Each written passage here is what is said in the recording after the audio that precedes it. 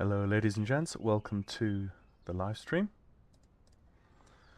Hope you're all doing well. For those of you also watching this on YouTube afterwards, hope you're all doing well. And we are doing a bit of a pre-release live stream today of the Gotfriends Tailorcraft BC-12D. And I've done a little bit of flying in this already, and it's a lot of fun. It definitely brings back the Piper Cub vibes. After flying this, what I need to do is to jump into the classic aircraft simulations Piper Cub and compare the two and have fun in that one again as well, because they are definitely very similar in their class of aircraft type. Just looking at that, is that an oil? That must be like an oil stain or a collection on the ground. I'm paying a lot more attention to ground textures because I'm doing that in my own airport development at the moment. So here we are in the Gotfriends BC-12D. What we're going to do is going to first fill up the aircraft. So let's come around to, I believe, no, it's the other side. There is a fuel cap up top on the wing. Let's unscrew that, and you can see the action of unscrewing it means that it starts to fill up. So we'll let that fill up to the full position.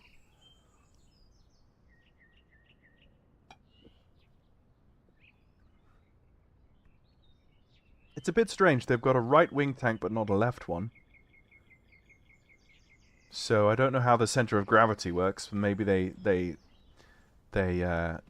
counteract that mismatch of center of gravity somewhere else in the airframe so that it's equal. Let's fill up the main tank as well. And those are both full. So let's go around the aircraft. Let's take the prop covers off, he says, as there we go. And you can see immediately you've got this beautiful wood grain on the prop. And this is a fixed pitch propeller. So this is something that I've not flown a fixed pitch prop in quite a while, so this is going to be an interesting transition back to something like this. And we'll talk a bit more about fixed pitch props later on. Let's just take off more of the covers there. Let's take out the chocks as well. We are currently rolling with the bush tires, if you want to call them that. There are different tire variations. What we're going to do is we're going to take off. We're going to fly around. We're going to do some fun stuff. We're going to land in some off the beaten track terrain. And then after doing that, we're going to jump in to the ski version and the float version. What server are you in? I'm not in a server. I'm flying offline. Mad Creative. I don't really fly in multiplayer MSFS servers at all, unless I'm flying gliders with a whole bunch of fellow glider pilots, if we're doing a task. But I don't generally fly just randomly on multiplayer. Maybe one day I could do a live stream if you guys like that. Put that in the chat, whether or not you'd like to actually fly with me in a live stream. We could schedule that. But here I am in New Zealand. Where we are in New Zealand is November Zulu Golf Tango. This is Glen Tanner in New Zealand. And we're going to fly from here. We're going to fly north to Mount Cook Airport, which is November Zulu Mike Charlie. It's a very scenic flight, and yeah, it's a lovely scenery that we've got here for Glen Tanner, and it's just coming dawn in New Zealand. Well, I've actually moved the sim time forward a couple of hours just so that we get more light in the sky, because it's currently still a couple of hours before sunlight. So so that's what I've done. Okay, so let's jump into the aircraft and we can start talking about things a bit more now that we've done our walk around. Oh, before we do so though, let's just show you what you've got with the aircraft. You can open the latches here, and you've got yourself a beautiful four-cylinder inline, continental cylinder inline engine. So let's the way in which you close that is you click one, and you get a lovely animation there of those latches closing. If we come around the other side, you can also see the oil. You can also check the oil. There is actually the engine oil just here. If you click it, it should come up, and you can look at the dipstick. This is one critique I have for Gotfriends. If it's something we can add in maybe at a later date. The fact that I can see the dipstick is all well and good, but I can't actually see any oil on the dipstick, and I can't see like a level where it shows how high the oil should be in comparison with like an optimum level. So I know A2A Simulations does this, where you can dynamically actually see the oil, and you can see by the color and the clearness of the oil in what condition it is in. And I think that's only like one small step more than what you've already done that I think that would really make a big difference with the oil simulation there. But you've got the animation and everything is looking amazing. Just if we could actually see the oil quantity and quality, there would be very good. Thank you. But there really isn't anything to complain about this aircraft. It's already in a late beta state. In a pre-release state, it's already looking absolutely fantastic. I think we should have like a little dynamo on the bottom there. I think that's an option. We should have that. Let me get inside the aircraft now, and we can have a look. Oh, so as the track IR things get sorted, let's click the door, and I think you click and hold. No, I think you right click. No, yes, you right click and it will latch. But then if you're doing some crazy acrobatics, it can actually the doors can just fly open all of a sudden, and the engine cowling covers can also just fly open. So let's have a look at the tablet, or the chart that they've got here for us. So we'll go from left to right. So we've got all the pre-flight gear, which we have removed, and you can dynamically just put that back on from this tablet. The engine and fuel gear. So left engine cowling is latched.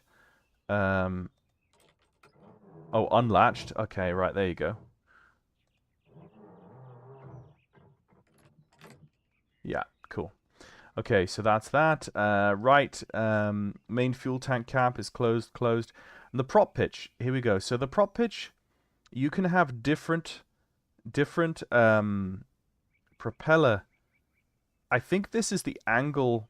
I think what this is referring to is the angle of attack of the propeller arc, and the angle of the propeller to the oncoming wind, rather than the length of the propeller, I think. Because if you wanted like a short takeoff, if you wanted a stall configuration, you'd technically maybe want a bigger propeller. But yet it's listed as 32-inch, where the economy is at 44. So I think it's the angle rather than the actual length of the propeller. So if we wanted to go for something that worked best for cross-country cruising, you would go for the 44-inch. But the problem is the 44-inch prop will not be as you won't generate the same amount of bite on takeoff. So if you want like a short takeoff and short climb out, then you would go for the stall, but that wouldn't give you as good cruising performance. If you wanted to go for cruising, you could go for something that's balanced. I think let's go stall. I've not done that before, but let's go stall, and then in the later variant, well, actually no, in the later variant, let's go stall when I have the floats on, or the skis, where I've got a bit more friction.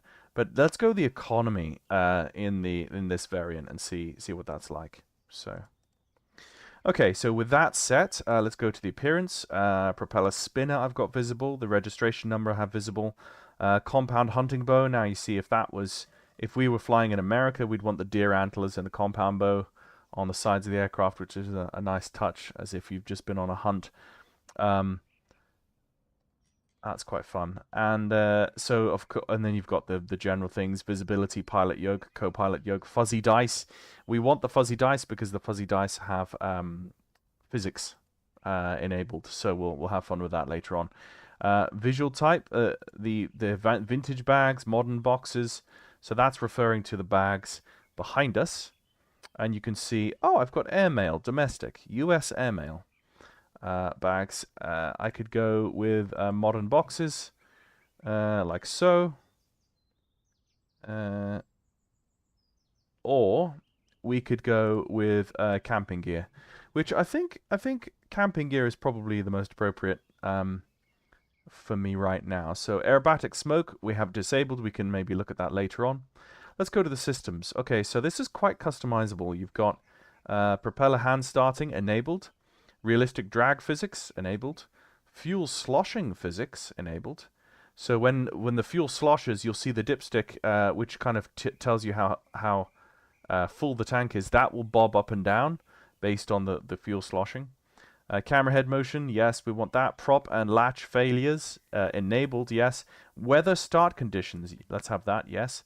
Primer simulation, yes. Carb heat simulation, yes. Headphone simulation is disabled only because you can click it and turn on headphones on and off on the dashboard, which I like better rather than using this option, but it's there anyway.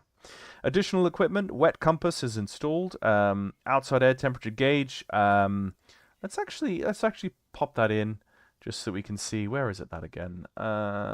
It's somewhere around here. Ah, there it is. Right.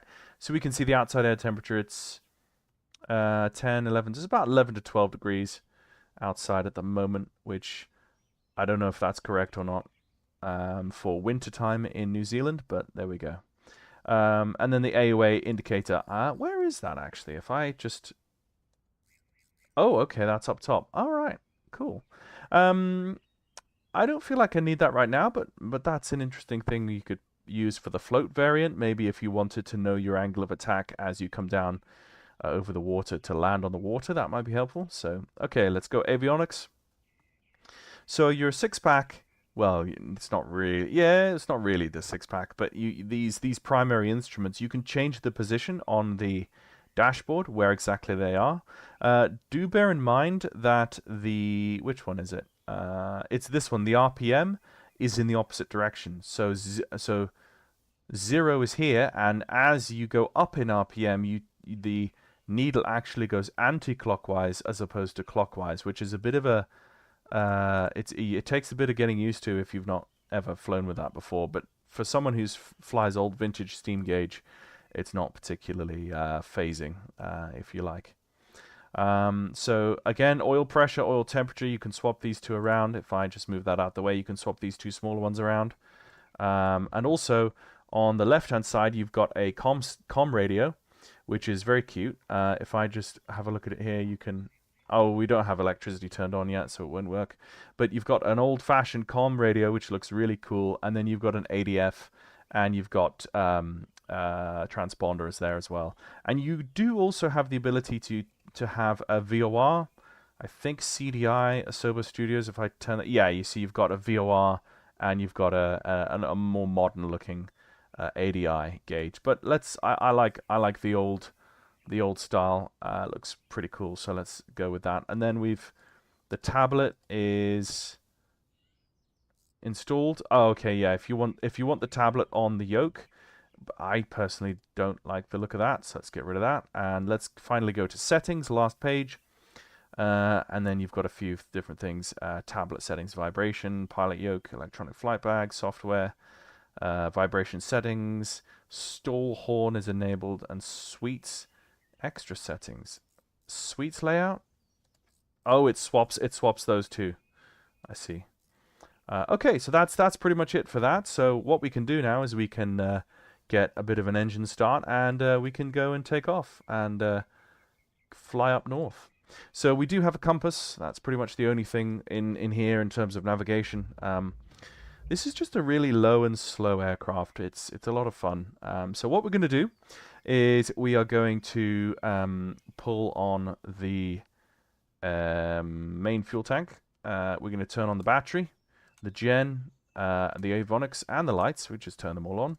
Hide the yoke for the moment. And what we want to do is we want to hit the primer.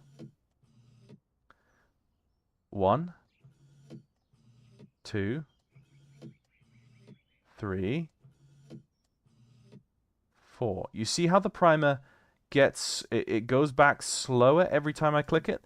That simulates the pressure in the system building, the primer pressure. As you push that, and on any, like an old kerosene stove or a lawnmower or something with an old 2-stroke or something, you would prime with the primer, and you get it up to the point where it's quite hard to push in, and that's where you know you're ready to go. So we've got mixture, we've got cabin heat, we've got carburetor heat, and avionics brightness. And let's crack the throttle. Let's turn on the mags to both. And essentially the way we want to start the aircraft is we jump into the external walk-around mode. It will not work in just the base external mode. It has to be the walk-around mode that this works in. And you just twist the propeller.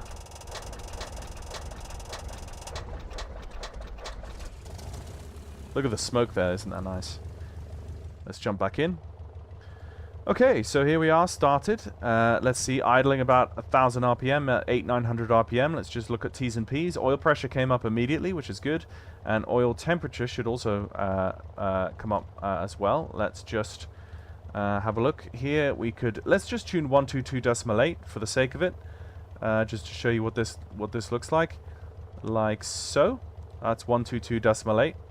And we could pop in the microphone and the mics.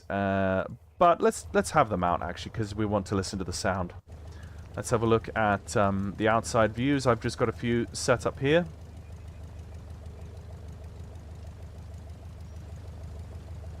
And you've got this beautiful engine blur coming out of the 2 exhaust pipes, which you can really see quite well when I go to the underside view. This is like the GoPro view. And then back to the tail view. Okay, so let's just look left and right. And push the parking brake off. And taxi out. And as far as I can tell, I think a left-hand immediate takeoff here is going to be okay. We basically take off in a very, very short space of time. Let's have a look at the windsock. The windsock isn't really doing anything. There's no meaningful wind to have to deal with. So yeah, it's a nice long runway. Actually, we are kind of at this end of the runway anyway, so we're just going to make a nice little turn, and we're ready for takeoff. So mixture is rich. Let's advance the throttle.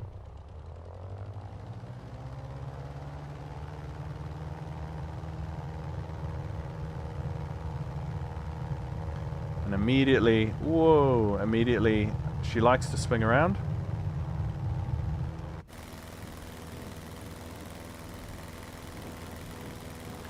And we're already away.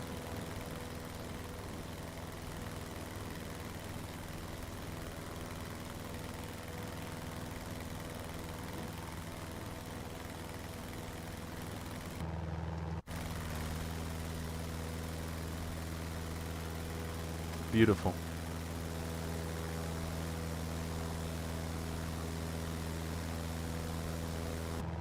So you could tell even with the economy prop, that takeoff was very, very quick and very easy.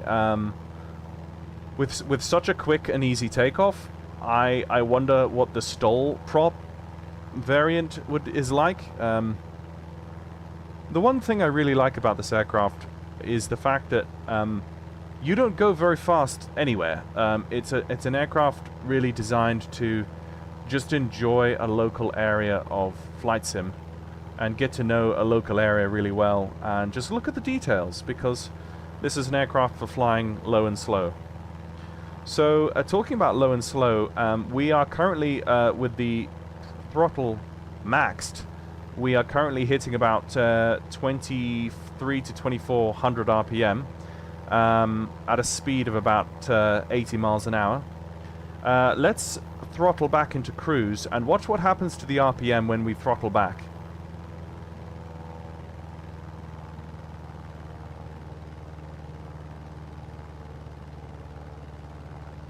So the throttle, when you move the throttle, the RPM is immediately and directly tied to your throttle, not your prop pitch, because you don't have any prop pitch.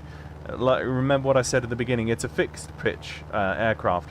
And when it's a fixed pitch, if you change the power, if you're putting less power through to the propeller, it will turn slower, and therefore the RPM will go down, because it's not a dynamic pitch situation. So that's an interesting difference with fixed pitch versus variable prop pitch. So, oh, look at those colors. Oh, this definitely was the right time to fly, wasn't it? As the dawn comes over this... oh, wow. Look at that.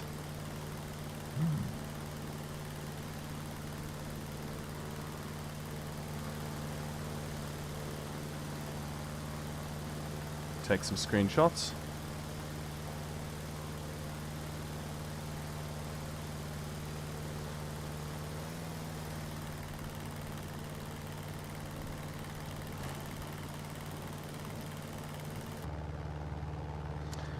Okay, so the other nice thing about this aircraft is that when you trim it out, once it's trimmed in cruise with power set, you can fly hands off really nicely. It's a very stable little aircraft. All you do is just add a tiny amount of yoke, and she just cruises around really, really nicely. And look at the dice above the dash there. If I just move the aircraft, you can see the dice move with the gravity and inertia of the aircraft. It's really cool.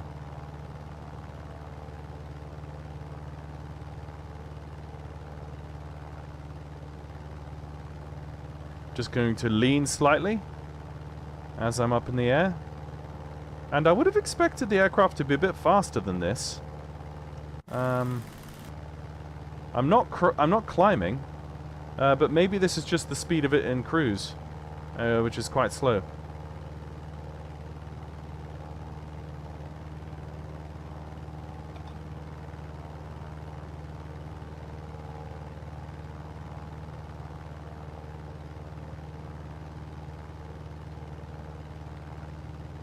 Now, of course, another thing about the aircraft is that you don't have any flaps.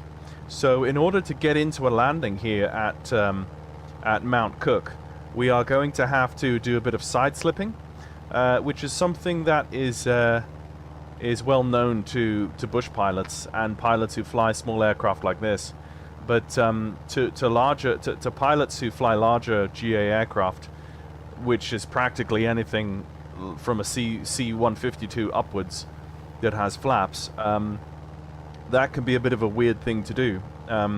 So what we're going to do in order to get into this runway, which is just on our 11 o'clock, just here on the left, we are going to dump our altitude. We're up at about 3,000 feet, but we're going to dump our altitude by doing a side slip. And the way we do that is we cross controls. So we push rudder in one direction and ailerons in another. And what it does is it uses the fuselage and the body of the aircraft to as an aerodynamic brake, like this. So you see I've got my rudder in one direction and my ailerons in the other. If I just move more like that, you can see. And what that's doing is that's side slipping the aircraft.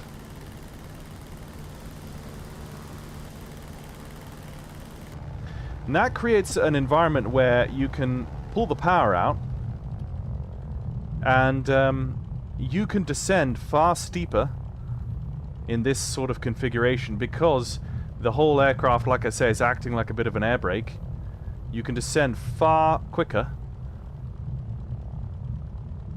and as you come out, you round out, center the rudder, release that pressure on the ailerons, and now you are down at a well, we lost about 1,000 feet there, and we're coming in mixture rich, and ooh, look at all this auto-gen here. This is cool. Let's come down for a landing. Do a little bit of this was the view I wanted. Okay, props idle, and let's just see the suspension.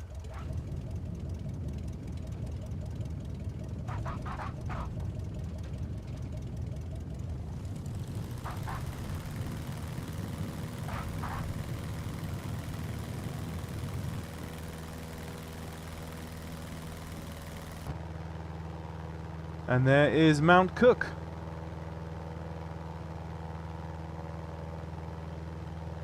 Beautiful. What we're going to do is we're going to go in and land up this little valley here on the ground, on the rugged terrain, and see how that feels.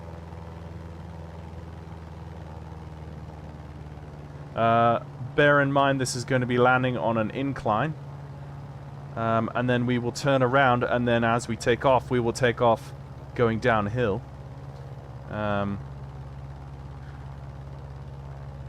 So we've got power lines at the bottom there that we've got to be careful of. As we come in, we want to just start to bleed off our airspeed. And let's stay inside the cockpit to see the cockpit shake. And just approach our hill. Okay, power idle. Just going to hold her off and wait for the wheels. There you go. Touch. Oh, that was a bit too bumpy. That ground is uneven. There's look at the suspension working there. That's what we want. Okay.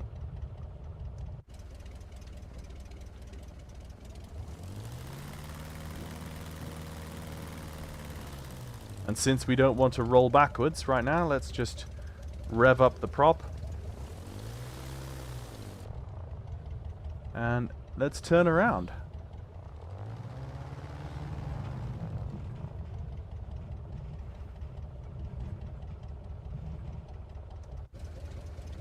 Like so. So she's a really fun little aircraft to be able to let's put the parking brake on actually. Leave the aircraft in a kind of idling state and just jump out to the outside. She's great. It's a ton of fun.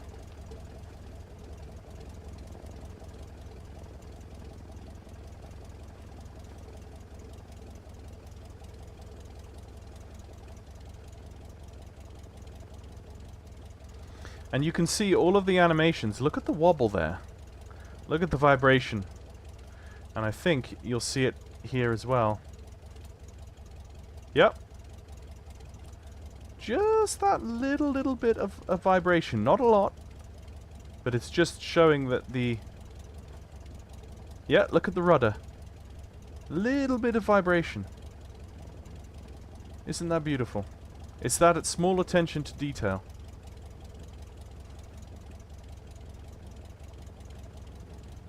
Just goes to show that you don't need to develop, you don't need to develop a 737 or an A320 in order to make a high quality product.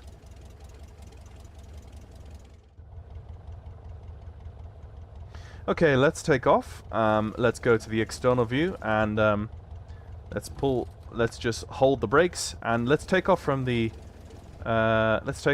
external view, looking backwards.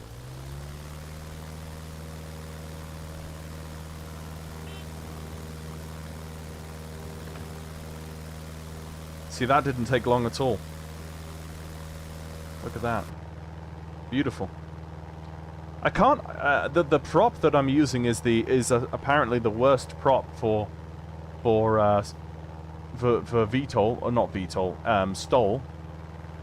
So if that was the worst prop for STOL operations, then that's pretty good. That's pretty good. Oh, my door came open.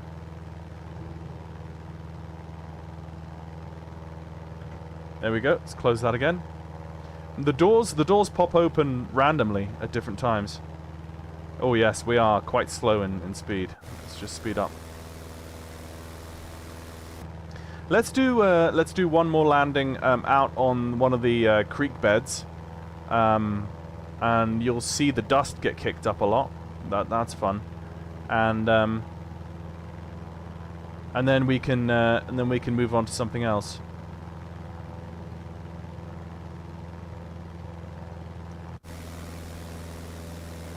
I believe with the Mount Cook scenery there are other portions of the scenery. There are like helicopter pads further up the valley here, which actually, now I'm thinking about it, I might go and try and just check out.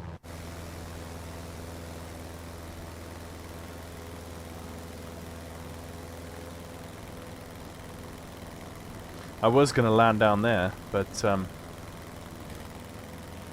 oh, this door is open as well. Let's close that. How is everyone in the chat doing? You're all pretty quiet this evening.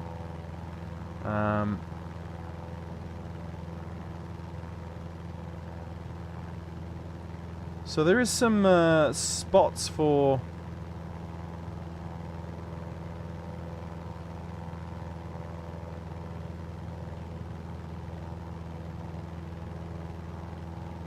Ah, that's part of the scenery.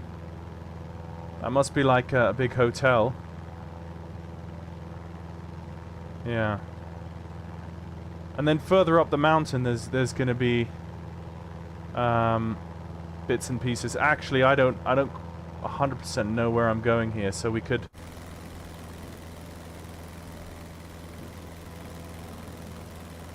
Let's find a spot to land. Yeah, there is an aqua. Yeah. Hello, Guillaume. There's a float plane variant. We're going to have a look at that in a minute. Oh, look, there's an ice flow. Oh, look, there's an ice flow down there, and it's got an iceberg. That's cool. Let's actually... Okay, let's do a side slip, and let's come in to land on this glacier here. That's cool. Okay, using that side slip I was talking about earlier on, you lose an absolute ton of altitude, but you do not pick up excess speed. This is the side slip technique again, for aircraft that don't have flaps. Okay, coming out of the side slip. And let's just fly low over this. Obviously, you would never do this in real life, because you could never be assured of flat enough ice to land on top of a glacier. But this is flight sim, so I'm gonna trim. I can feel the trim is a little bit out. Look at that, though. That looks really cool. That's part of the scenery package.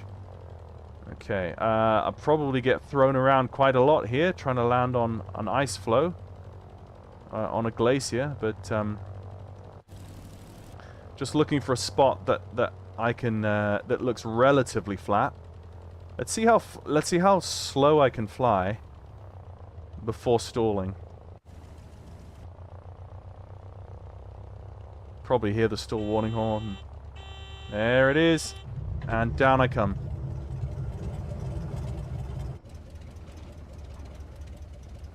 Oh!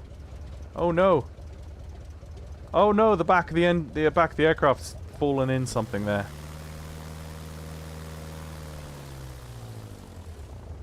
Oh, and both doors came out. Right, let's see if I can actually take off here. And oh no, yeah, that's me done. There you go. So that's showing you some of the some of the damage modeling of the aircraft. The prop has been snapped off, and some of these have flown out. And yeah, this would be a write-off probably. I'd probably need to get this airlift back to Mount Cook. So anyway, what is the max angle of attack on this aircraft? You mean the max angle of attack? What do you mean the max angle of attack?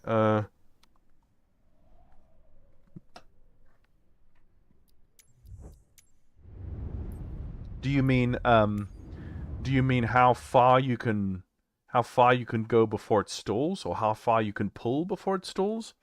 I don't quite know really. Right, what I'm going to do is I'm going to choose a place. Let me see if I can choose a place that has a bit of a... does Wellington have... No, it doesn't, I don't think. Is the spot up here? Did they? Oh, no, they have... Yeah, they've got docks. Here we go. I'm going to have to taxi out of that, aren't I? Oh, no, this is going to be cool. Yes, yes, let's do this. Let's do this. Okay, let's go into this harbor. And let's configure the aircraft. Pitch. Yeah, so what's the max pitch? As in, how far can you put... You could do like barrel rolls and inverted and everything. There's no limit to the angle of attack. If that answers your question. Okay, let's go and grab the float plane variant. Here we go. And let's go with the first livery. That looks quite nice. Hit save. Save and back. And same thing, let's just go start flight. And we're going to have to navigate our way out of this harbor before we take off, which is going to be quite fun. But this aircraft, this add-on is equipped to do that, you'll see.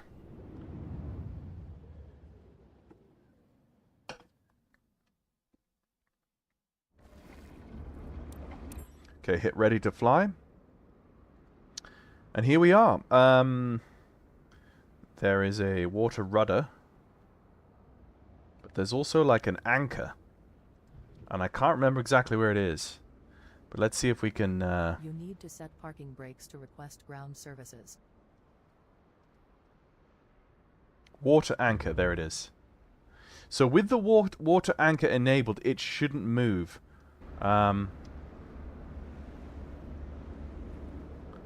You can see here there's actually... this is the water anchor. You can see how the rope is going over the side, and it's basically anchoring. There's an anchor on the bottom. The anchor is usually attached and tied in here. So what we'll do is we'll go back in the aircraft, and we hit Shift C, and we have to do a water walk around, which is essentially the same thing that we did before. Get rid of those things there, and you can also see there's a paddle.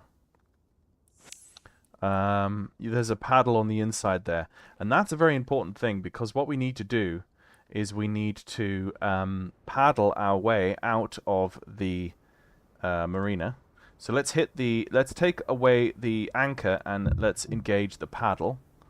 And I think I added, yeah, there we go. I added like a water paddle position. So what you do is you use your rudder to steer, because if you go back into the tablet, you should... Oh no, you should have the water rudder. Water rudder down. There we go. And then as you paddle... And the way you paddle, if I pull up my joystick, you paddle by moving the stick forward repeatedly, like this. Okay? If you held it there, you would... The paddle would just be held in the forward position. You have to release it and then push again repeatedly. That's how you paddle. So it's a really cool little mechanic they have developed here. And problem is I can't really see on the other side of the aircraft where I'm supposed to be going, but Oh yes, there is the anchor now in its stowed position. You can see. What I could do is I could just go to the external view like here and paddle like this. Obviously you're going a lot faster than you would if you were having to paddle, but there we go.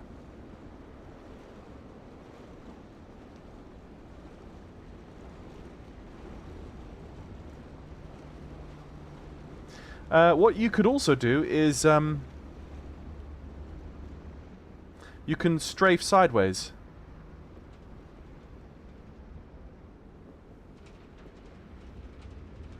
There you go. But what we could do is if we jumped back in the aircraft at this point, took the paddle away, and then we started the engine. Let's get mags on. Let's get her primed.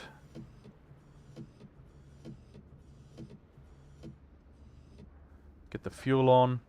What we have to do again is we have to go to the external view, and we have to crank the prop.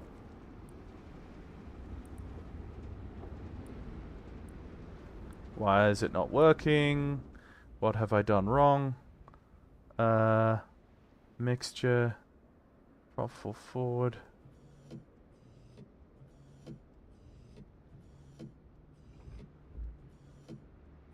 That's better.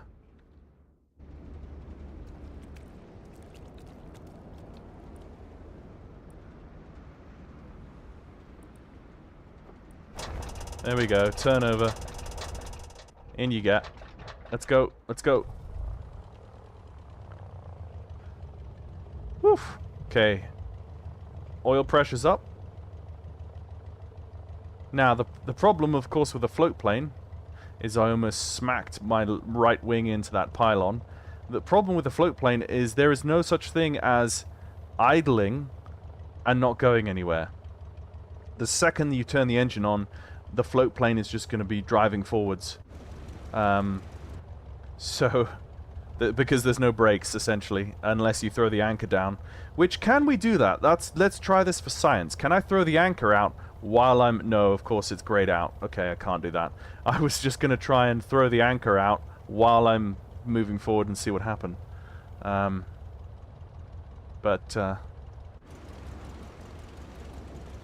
They realized that we would try to do that, you see.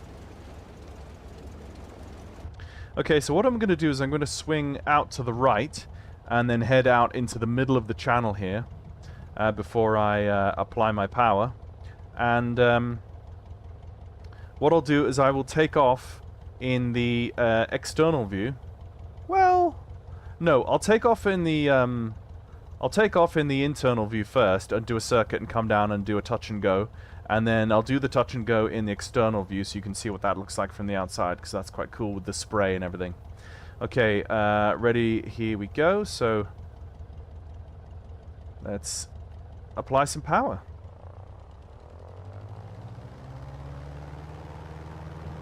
Oh, up on the step.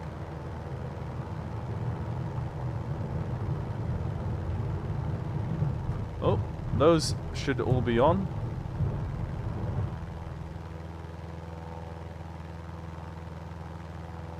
That just goes to show you're able to start the aircraft with all of those off.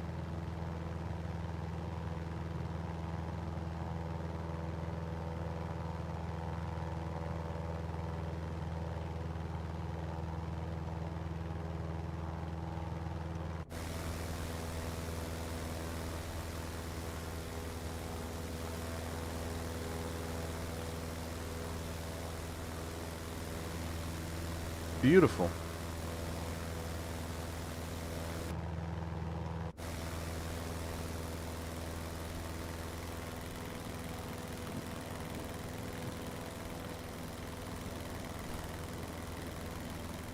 Oh, look at that.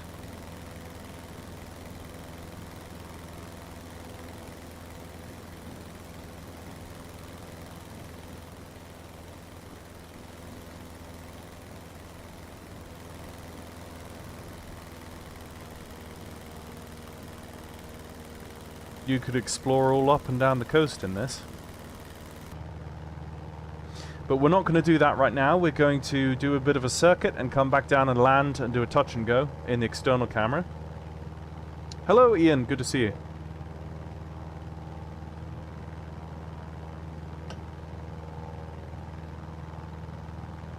Actually, maybe it's better to do a touch and go out in the middle of the water here, because and then we are not in danger of smashing into anything in the external view.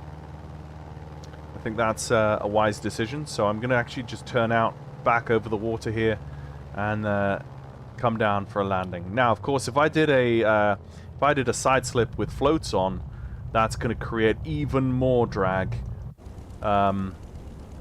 which is going to make descending in the float variant probably even easier than the non-float variant.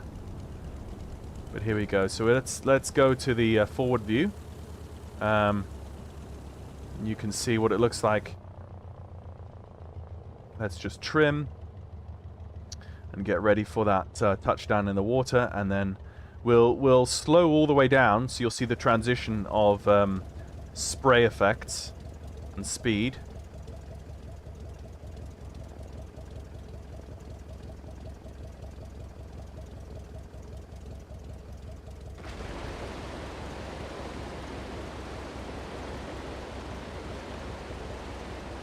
Now, let me just double check before I go any further. Make sure my, let's see, volumetric clouds, texture resolution, water waves are on high. And then ray trace shadows, shadow maps, country wind effects, windshield effects. Is there anything else that's going to help me here?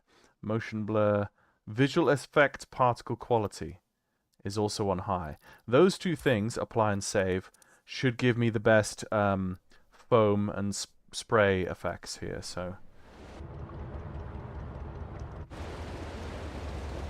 and of course, moving the ailerons should make the aircraft, while you still have airspeed and the wings are still making an effect,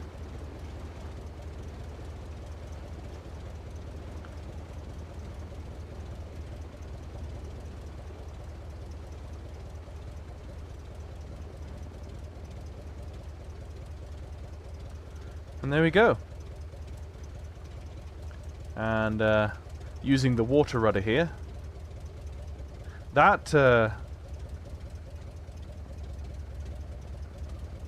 does not look deep at all. It looks like we're taxiing through like 6 inches of water there. But there we go. Okay, so let's do a takeoff now in the external view.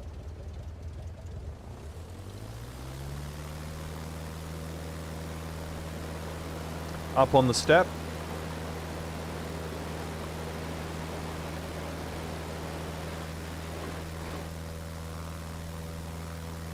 Beautiful.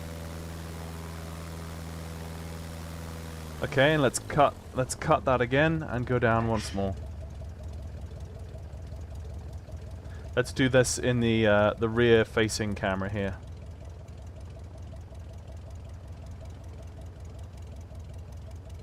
This is going to be a ton of fun in Alaska.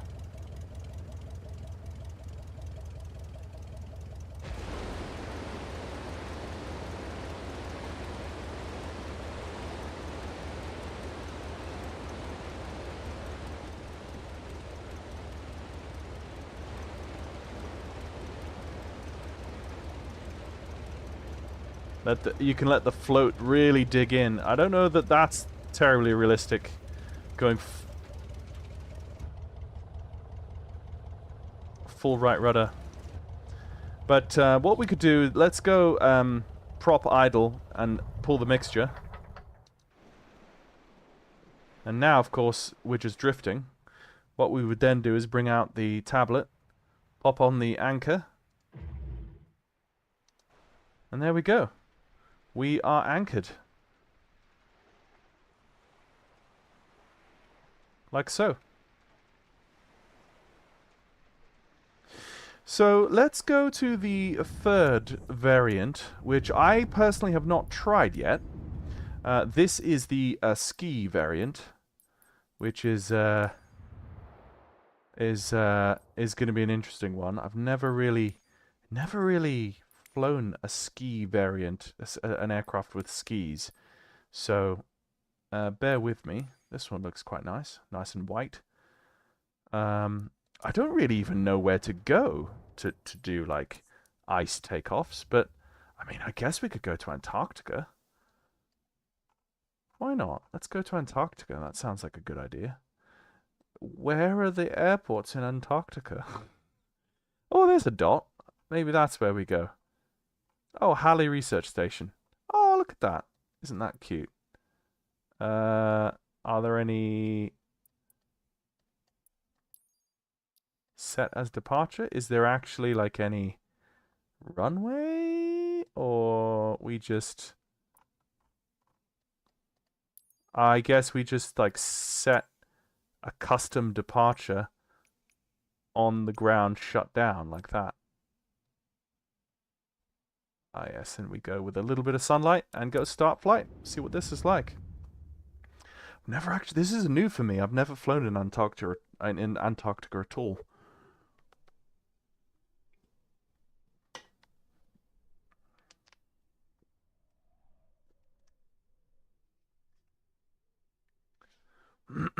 This is going to be a bit weird.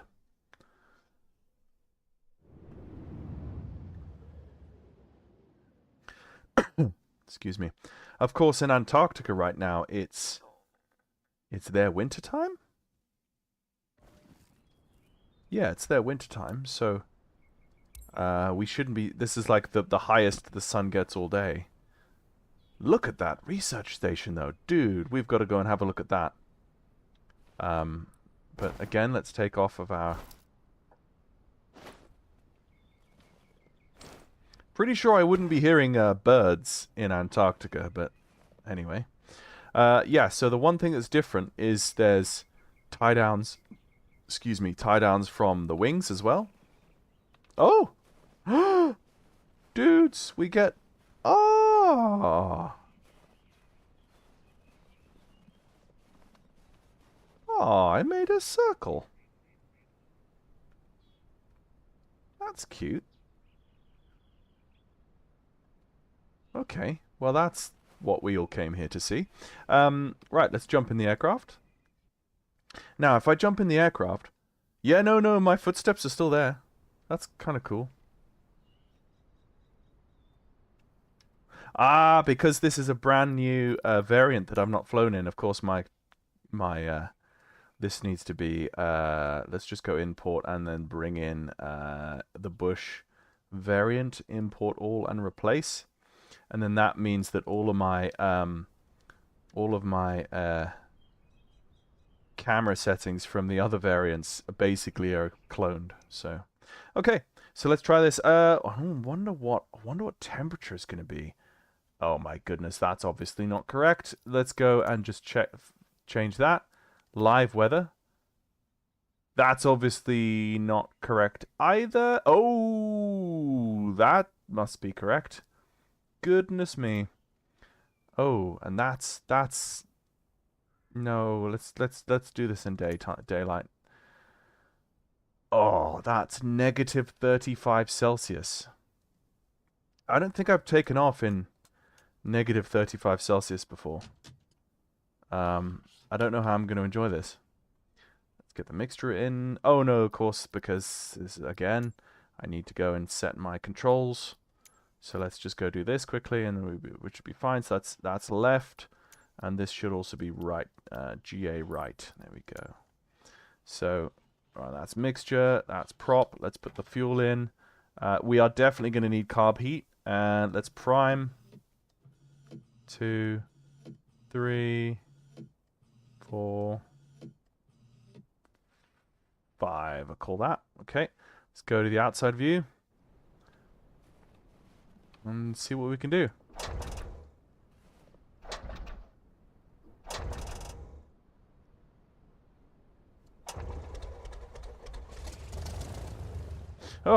Oh, again, we're like, oh no, we're not quite moving. Okay. So, Oh, the poor engine. I can kind of hear that struggling. And the oil pressure is high. It is definitely higher, and that's probably because the oil is far more viscous in the cold. It would create a higher pressure, maybe. We are moving on the skis. Oh, and look, the skis are actually making a depression in the ground. That is cool. Oh, this is a cool angle. Oh, there's the dynamo. Look at that. I'm just going to take off.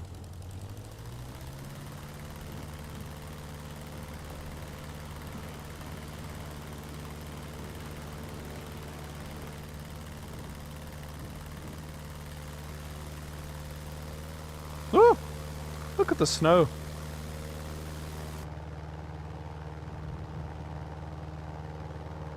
Wow. Oh, there is a runway. Okay. I didn't see that. Oh yeah, and look, there's like leading lights and everything. Okay. Hello, Eleanor. Good to see you.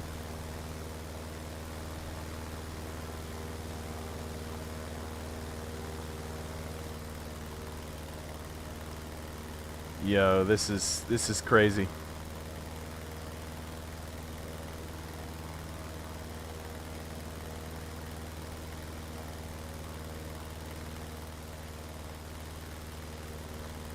Antarctica. Why would anyone ever want to come here?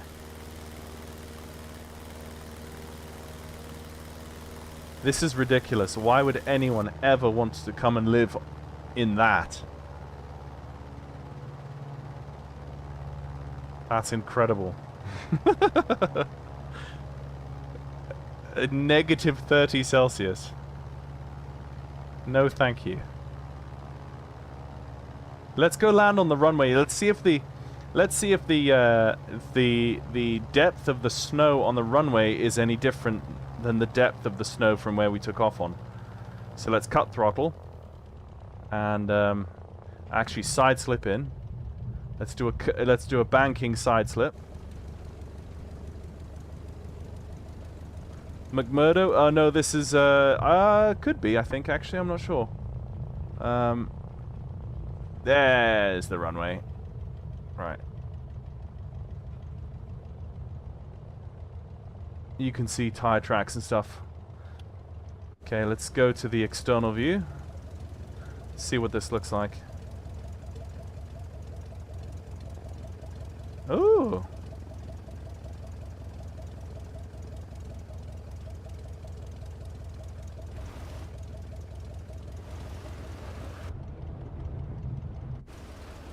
Oh, you slide around a lot. I mean, I expected you would. Whoa, whoa, whoa, whoa, whoa, whoa, whoa, whoa, whoa, hang on, hang on, hang on.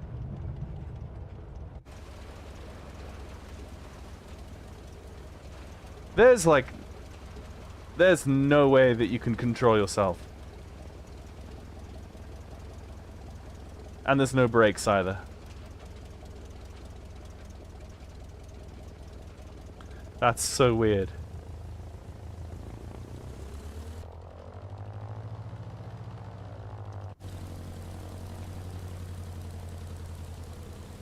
So with the skate version, with this version, you've got far less lateral control on the ground because it's just packed ice that you're landing on, so you're skidding around all over the place.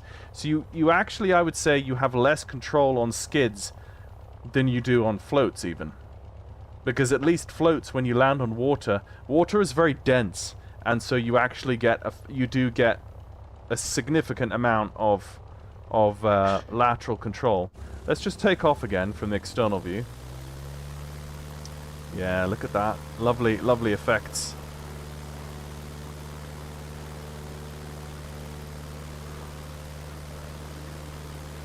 Take a screenshot there.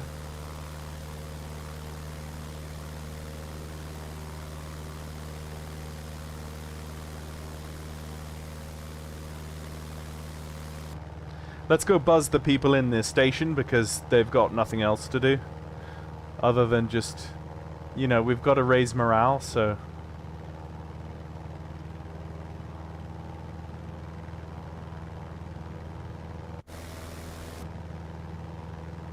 Look at that, though. That's pretty crazy.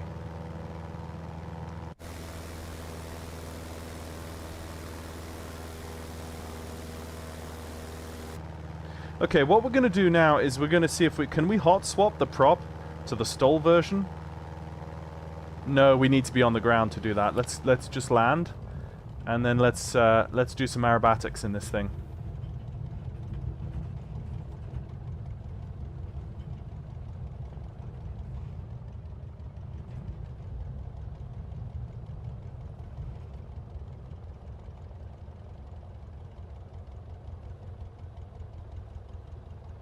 Okay, let's put her down and try and keep her straight.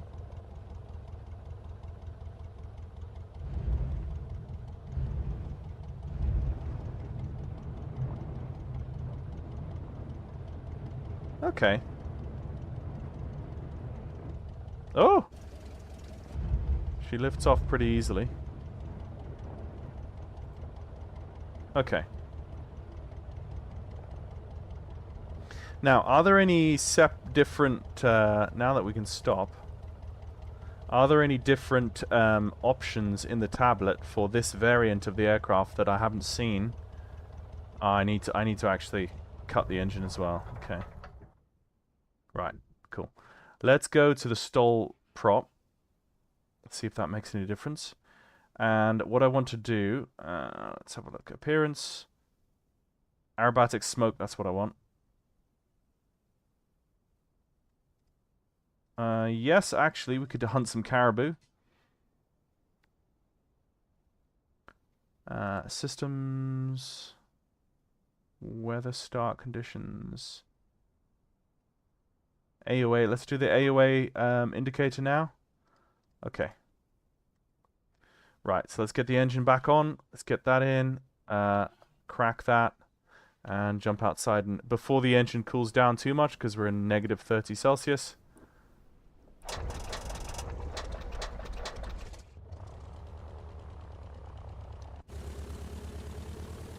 Wow, look at that. That's cool.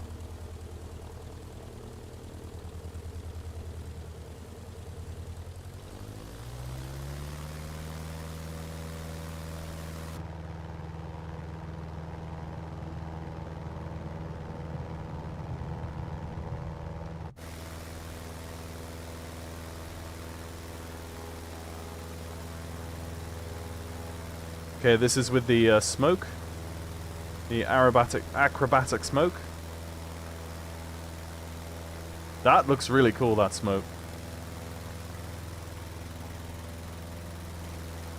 Actually, what I need to do, I need to run a flight control replay of this.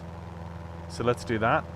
Record, hit record, and exit. Okay.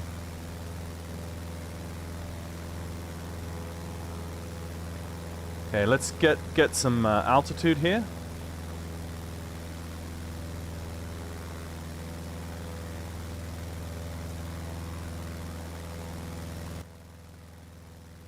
Woo, look at that.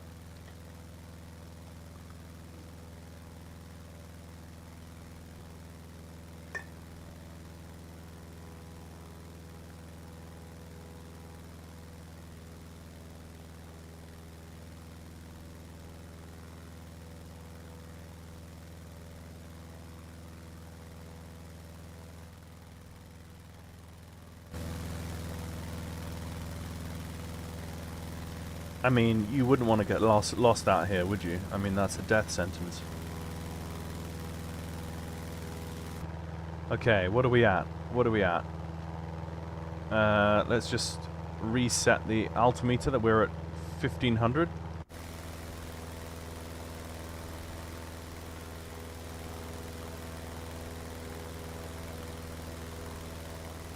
Let's hit 2000.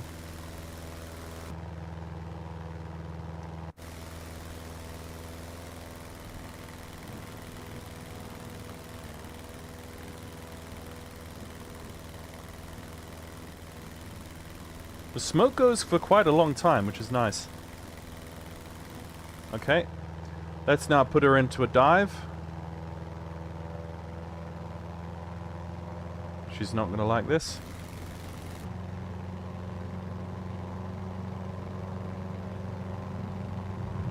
See this AOA. Woo!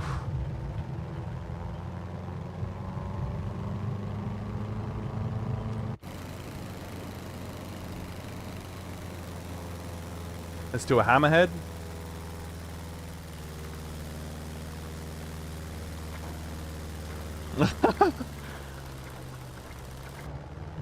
Uh-oh.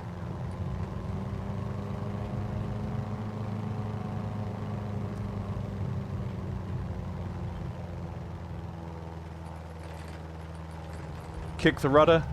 That's a hammerhead. There we go.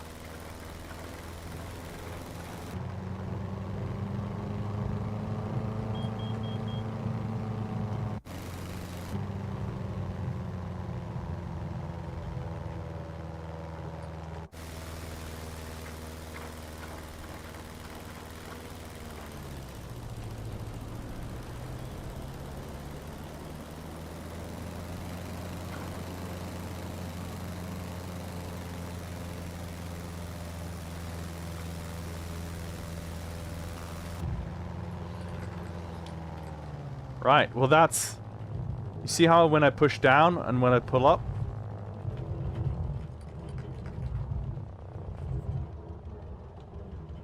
Yeah, that's the physics at play. Right, let's get on the ground and, yeah, let's... No, that's not me that opened the cowling. That was just the acrobatic forces working on the aircraft. What I want to do is I want to just land and let's look at flight control replay and see what those hammerheads look like from the ground.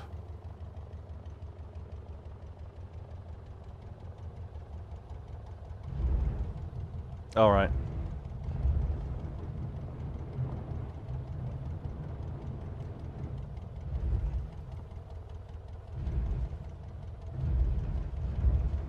Okay.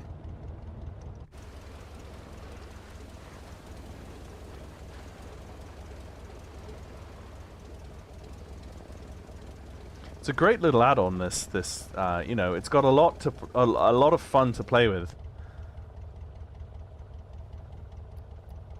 Right. Okay, we're on the ground. Let's hit. I think you hit stop and then you hit play. And I want to hit pause, and then let's go to. Okay, well let's just hit play then. Let's go to.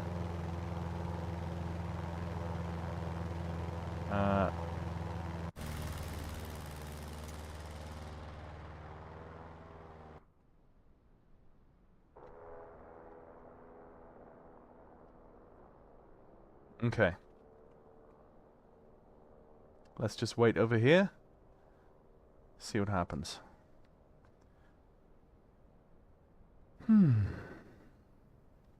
Now, while I'm just looking at the acrobatics here, feel free in the chat to ask just before the end of the live stream. Ask what variant you would like me to go back to again before I finish the live stream. I could do the float variant in Hawaii, or I could do the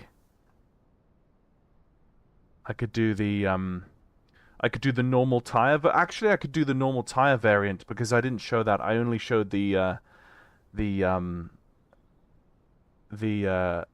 dirt tires, the dune buggy tires, the big fat inflatable tires.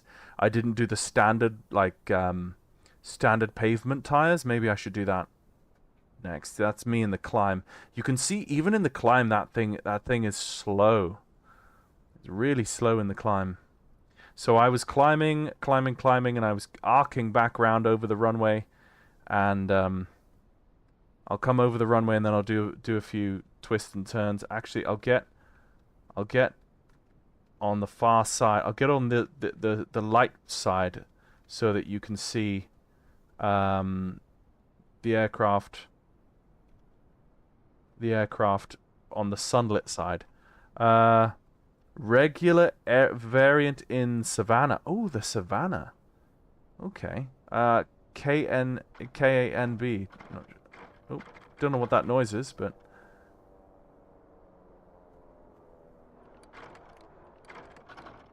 Oh, that's cool. Look at that. Meow.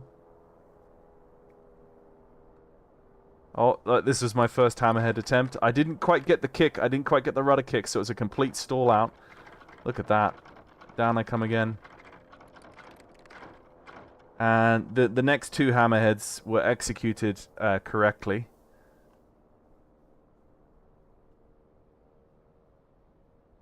Yeah, those noises are from the cowling. Right. There she goes. Oof. Very nice.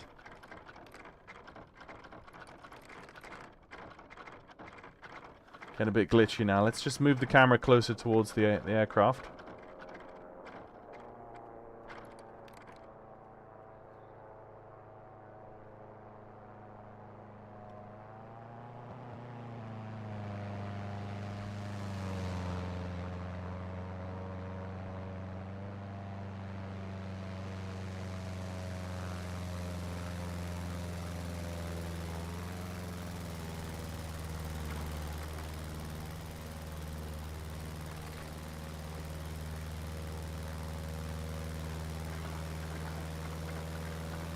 I don't know why the recording's getting a bit glitchy. Oh! And then all of a sudden the recording was okay.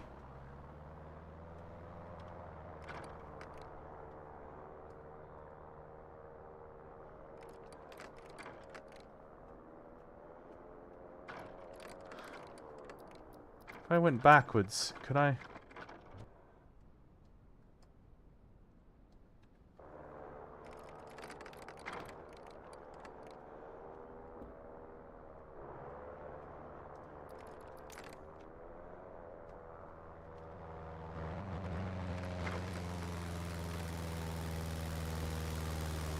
Oh, that's cool.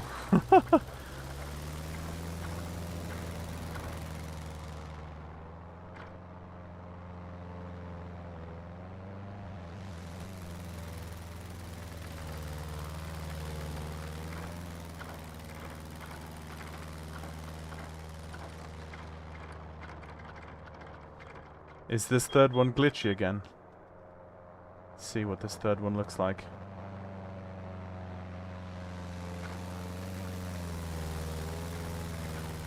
Oof. Okay. That's enough of that. That was fun. Let's go to, let's have a look. Departure, KANB.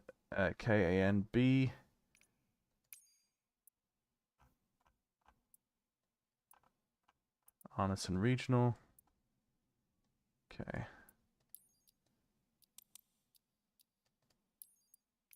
Okay, let's get the variant with classic wheels.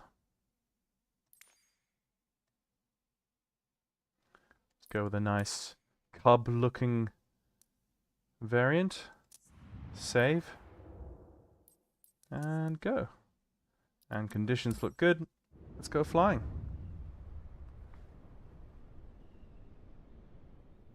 We'll have a look at the Savannah. Guillaume, give me like a specific airfield out in the Savannah somewhere that you'd like me to go to, and I can just type it in like that, and it will take me straight there. Okay.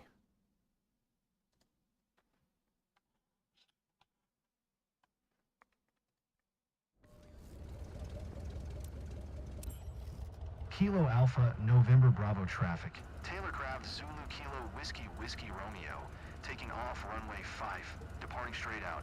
Kilo Alpha, November Bravo. Is it? So this is the variant with the normal wheels. Can I take off the wheel covers?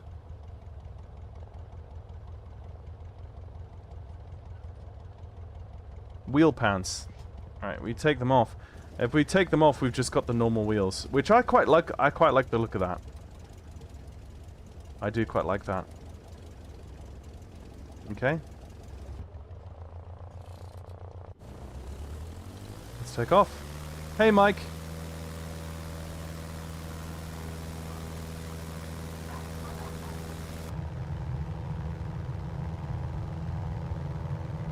Hey, Mike, thank you.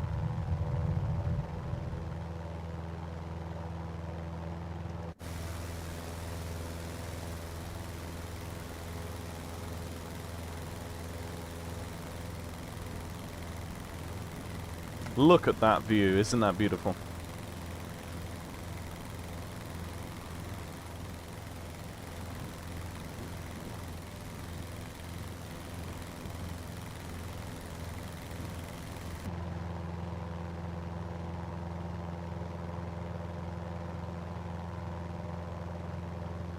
Is there a 4-letter ICAO code for that, Guillaume?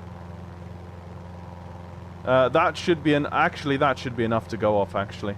Thanks. Study level, and do I need another puddle jumper? I'm considering.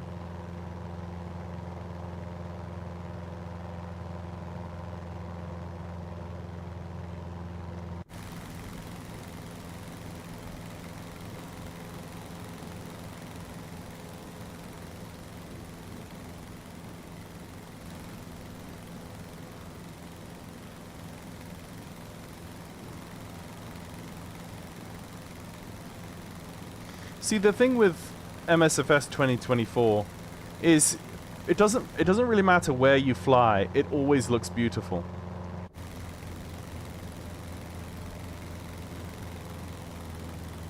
Everywhere looks beautiful. It really does.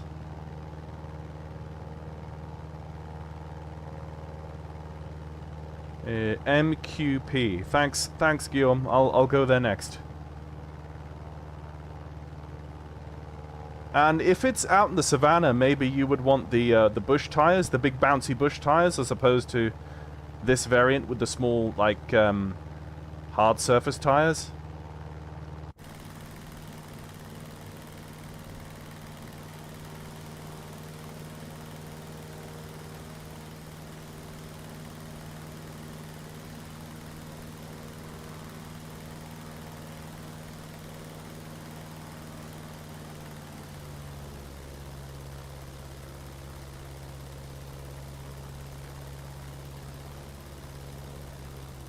Another thing we need to do is we need to do a Beyond ATC live stream where we put the new updated Beyond ATC implementation through its paces.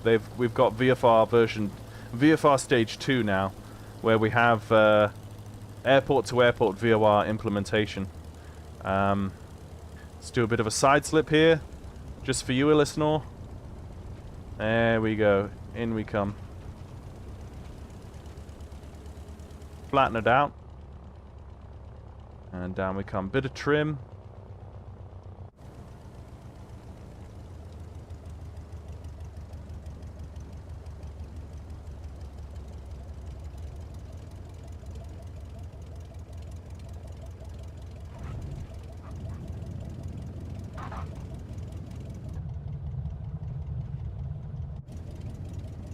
The thing is she does weave around an awful lot. Yeah, see, now, if you don't pay attention, you can easily lose control of nose authority, which is a bit crazy. Yeah, it looks pretty good, listener.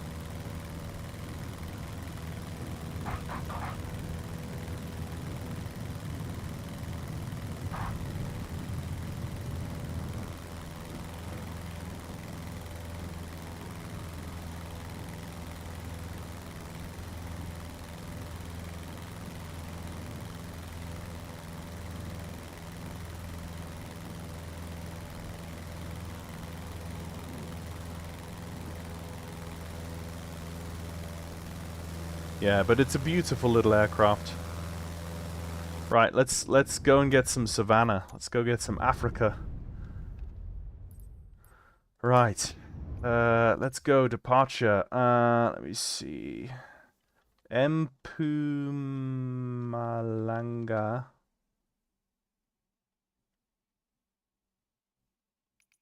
There it is. Kruger something something, I can't pronounce that. Okay. Zoom in. Let's go with let's go get some daylight. And yeah, let's just take off straight on the runway. Delete departure. Let's go set as departure. Let's go get you some proper tires, Guillaume, so we can land in the dust. We like landing in the dust. What? Let's get a nice looking livery here as well. It's kind of cool. Oh, that looks kind of cool actually. It's like a sunset, crazy sunset. Let's do that.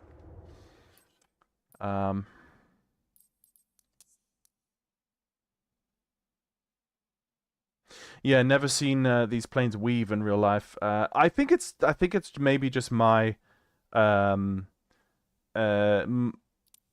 because it's a tail dragger. As the tail comes off, if there's any kind of side wind, the aircraft will want to weather vane into the wind, and I need to like use the correct amount of rudder to hold that.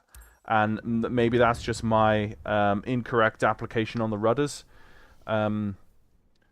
Rather than the aircraft having an issue. And maybe the fact that I don't fly tail draggers in this sim as much as I should. So, you know, take that as you will. Okay, so let's go find ourselves some dirt to land in, Guillaume, and maybe Guillaume, if Tower, Taylorcraft Zulu Kilo Whiskey Whiskey Romeo ready at runway 05, straight out departure. maybe if this is a local spot for you, Guillaume, then you can tell me where to go. Okay, yeah, nose up, left rudder. Left rudder. Yeah, you see, I'm able to hold it there, no problem. It's just on landing is a bit iffy.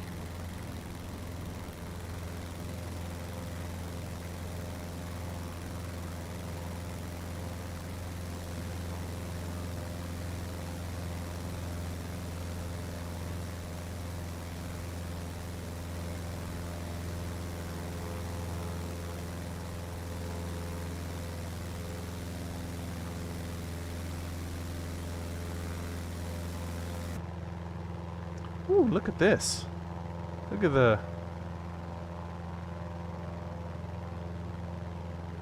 Oh, we've got, like, purple dice as well.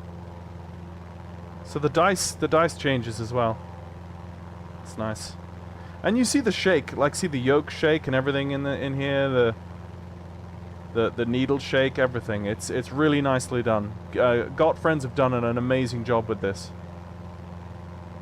If you folks like flying the Piper Cub, and you wish you would like more like Piper Cub like aircraft, this is exactly your aircraft. But the Taylorcraft BC-12D was developed. I remember hearing it was developed as a response to the Piper Cub, so Taylorcraft were intentionally trying to hit all of the same metrics of the Piper Cub for customers with this aircraft. I do like the dice, etc., but is it study level? So it's as study level as an aircraft like this can be. I'd say there are a few small points that I think it could be better, like it doesn't have any engine maintenance like A2A simulations would have. It also doesn't have any engine, what do you call it? Engine persistence. So like if you damage the aircraft, or if you damage the prop, and then you load back into the aircraft on a different day, you're going to load back in with a fixed propeller. So there's no persistence in that sense. So it's not A2A, but it's very good for what it is. Until A2A simulations get round to developing their Piper Cub for MSFS 2024, this and the classic aircraft simulations Piper Cub are pretty much the best in this class, I think. Heading is 60. Okay. Let's head 60 for nice views of Kruger National Park. Okay. Thank you. Let's go 060 on the compass. Like so. So is Kruger National Park out beyond the built-up area here?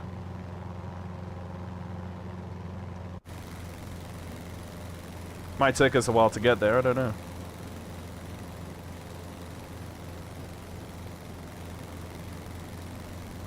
Nice.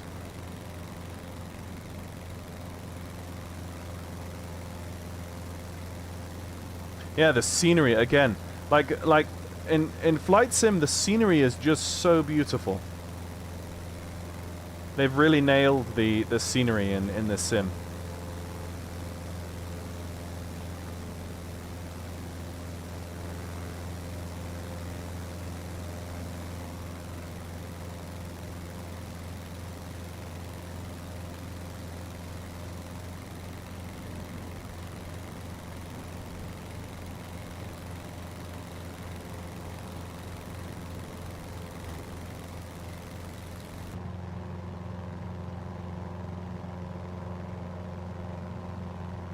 We're going to be flying through some rain here, so we might see some rain effects on the windshields. That would be interesting. Let's let's just head towards this rain cloud while we're about it. It's kind of cool.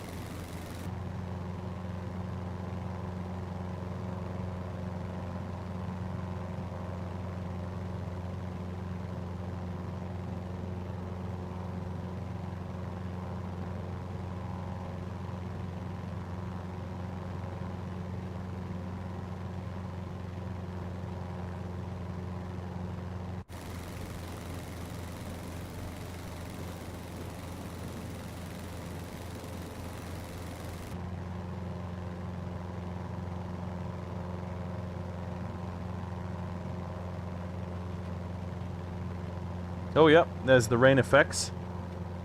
That looks cool.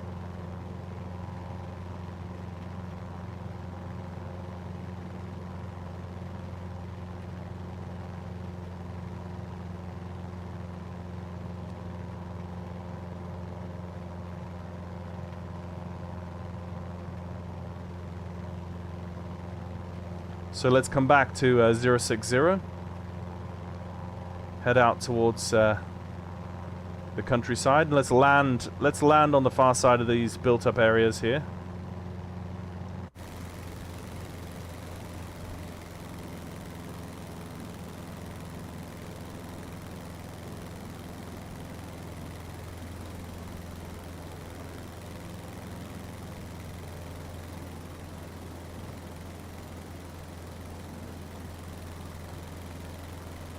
Oh, sorry, heading 30.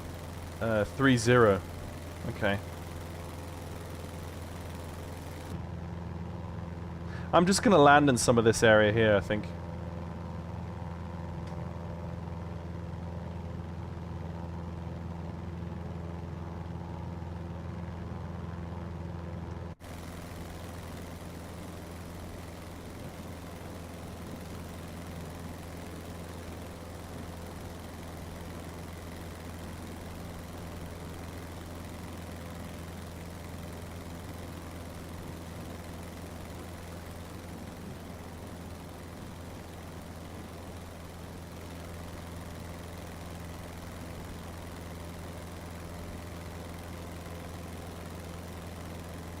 The problem is there's so many trees.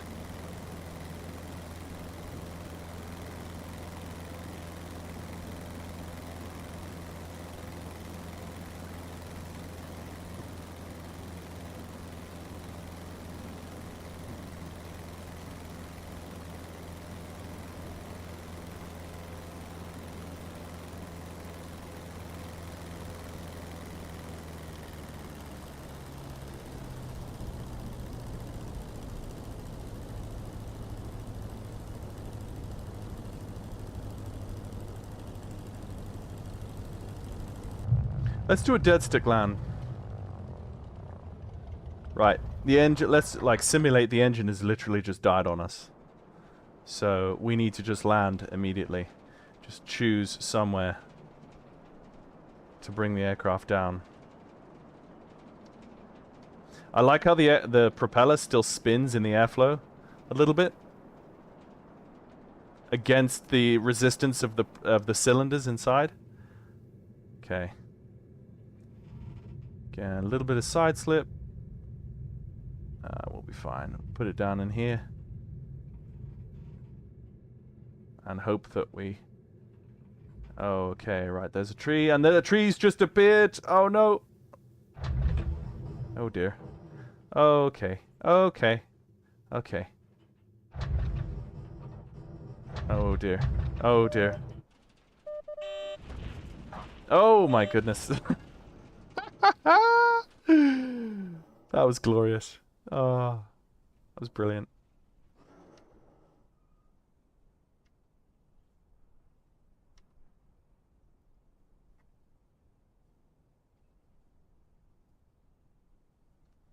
I don't see auto-gen houses like that in Europe, so I can see they've definitely got there. Any landing you can walk away from. That's right. That's right. Let's close this up again.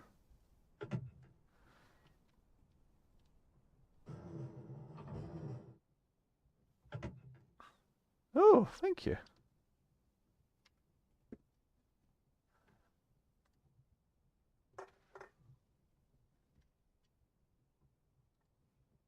Thank you. Right, let's try and get the aircraft back on again.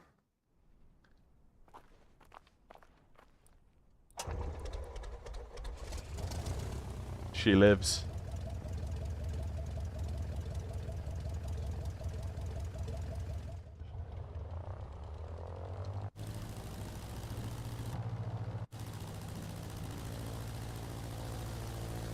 Look at that dust.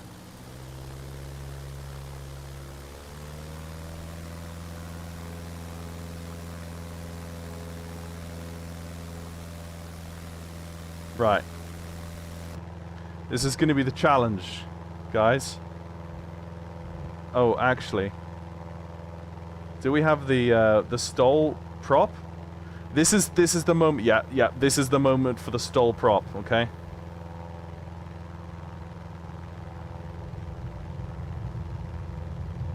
Oh, this isn't good. This isn't good. Oh! Oh my goodness, yeah, I would have crashed.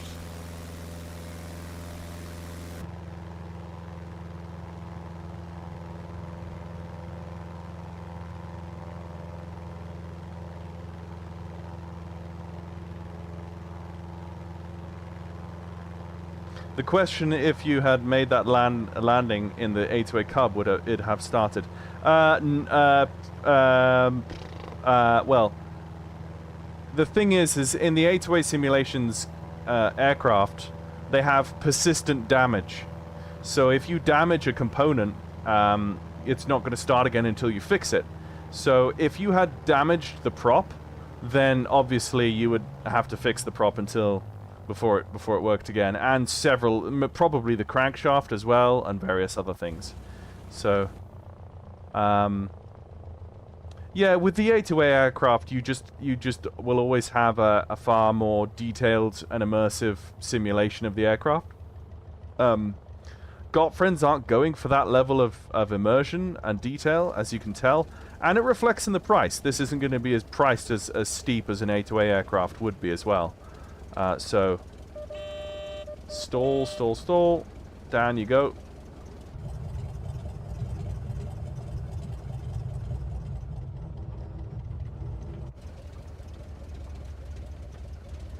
Boy, landing on uneven ground is really not easy. Oh, keep the brakes in.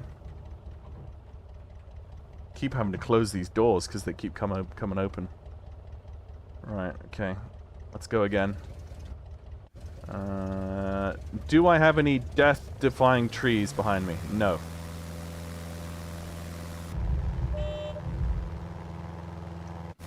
Oh, that was quick. Yeah, so the stall prop definitely gets you up quicker.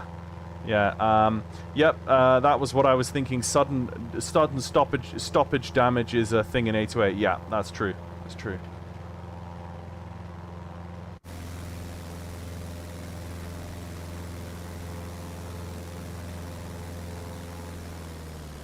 Okay, kill the prop again. Let's have a go going down.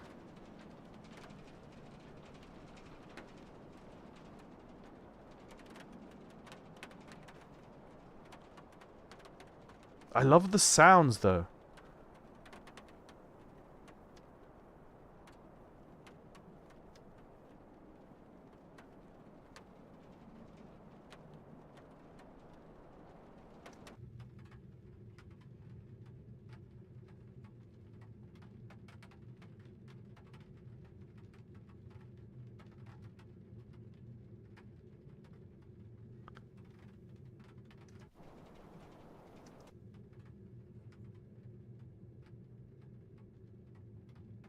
Okay, here we go.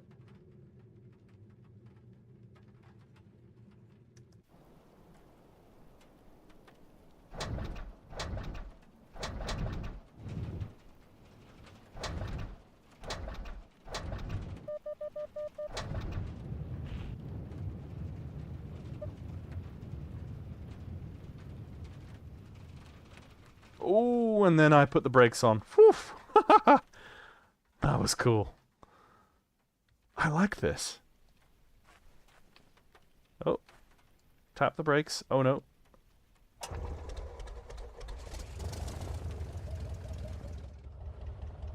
I like this. This is fun.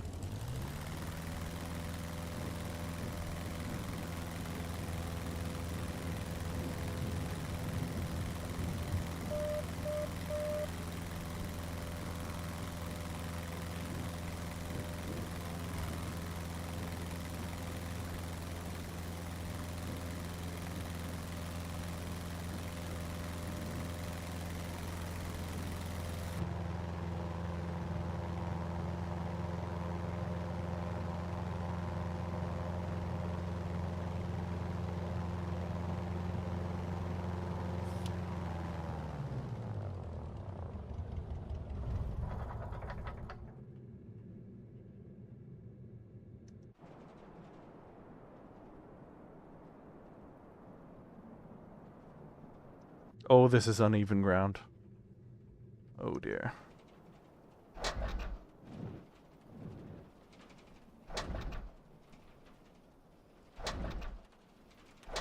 Oh, my undercarriage. Oof.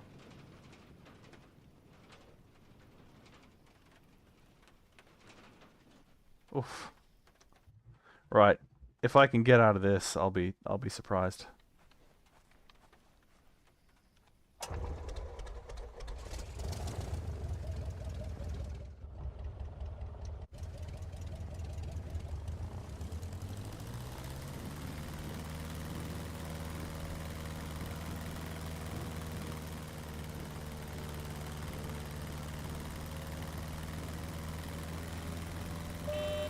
Oh my goodness. Oh! Oh! That's the stall prop. That's that stall prop. You can do something like that and not die. You know? Ah, this is fun. Okay, so...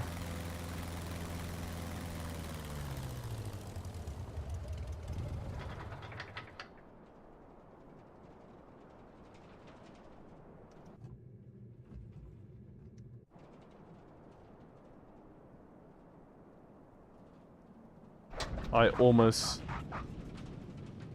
clipped the side of that building. Oh, scoot it. I can... Oh, no. Oh, no. Right, okay. That's not going to be able to buff out. Okay. Right. Yeah, so that's the damage. That's the extent of the damage for Gotfriends, where a broken propeller. Oh yeah, if you click it. Oh, I see. I keep clicking it, but because I'm stuck against the tree, it keeps breaking. I wonder if I can push it backwards. There's no like taxi feature or like push feature in this. I think so. I think I'm kind of stuck there. Anyway, folks, hope you enjoyed that. I quite did. This is the. Let's see. What else can I do?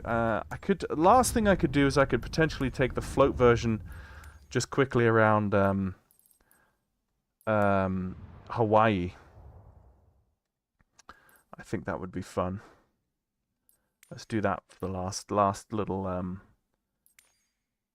little debut. Let's go grab a livery of some description. That's nice.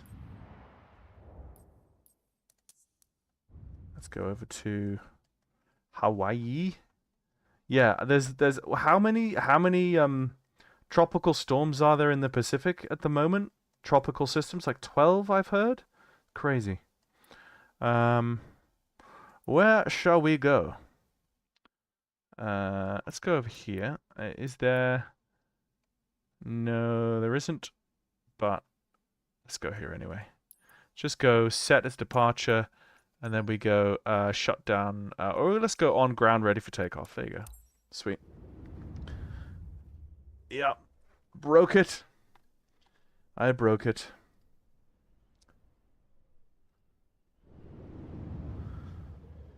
Right. There's going to be more waves here. Honolulu has water runaways. It does. But then this is out in the waves. Look at this. This is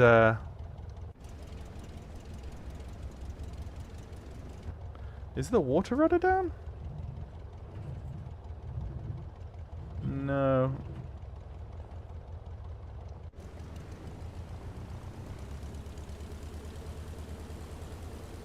This is going to be an interesting takeoff.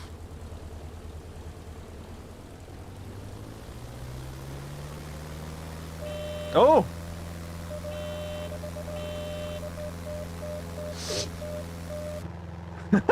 That definitely wasn't supposed to happen. Unless I have a very, very stiff headwind. Let's just come down for a landing.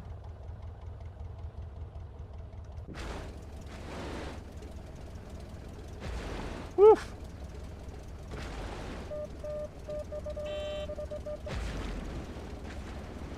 I think the wave state is probably a bit too high for this. Yeah. Oof! Oh dear.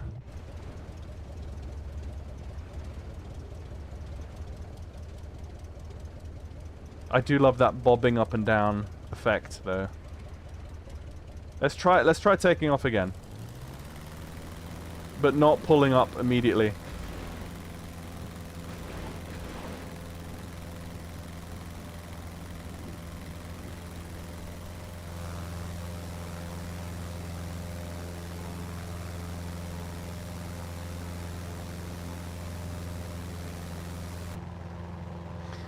Yeah, you see, that's not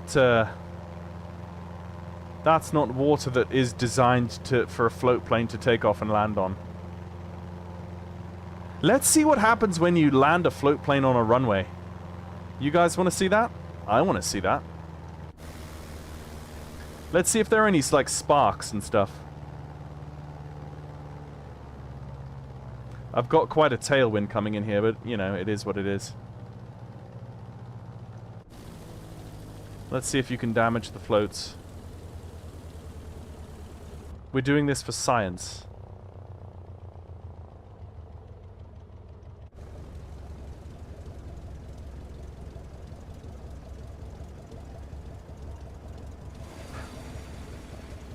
Oh, it does. Slows you down very quickly as well. I did see a few sparks there. And of course,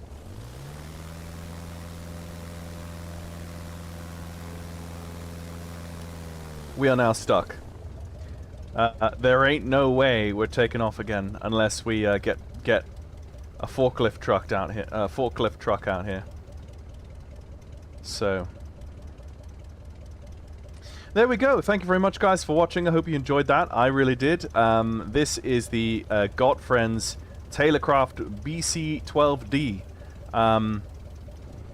And I have to say, it is a lot of fun. It is a lot of fun. I've enjoyed it already, and just it's a lot of just mucking around. And I feel in flight sim, we fly all these airliners, and we go from A to B, and we spend hours in cruise at 35,000 feet, but yet we don't really ever do stuff like this as much, where you're just mucking around.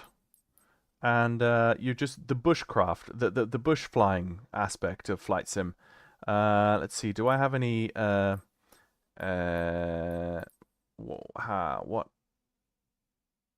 What float planes do I have?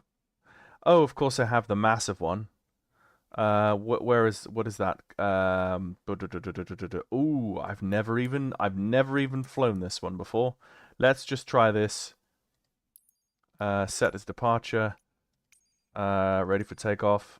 Start flight. I've never touched this in my life, so we're just seeing what happens here. This is probably going to be a bit scary, in a good way. Oh, I mean, it has to load in for the first time. Wow.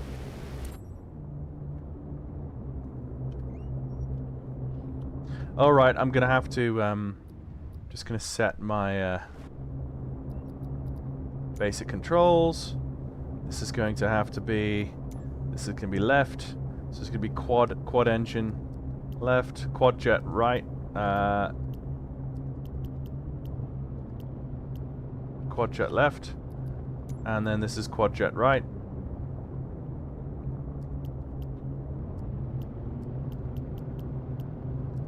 There you go.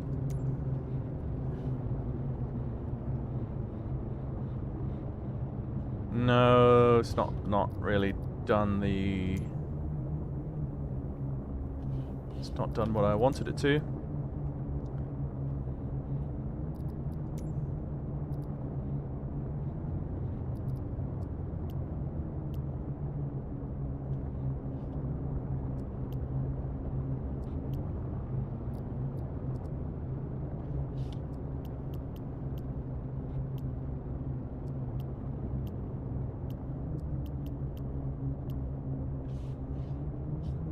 Why is that not doing that? That should be working. That's not.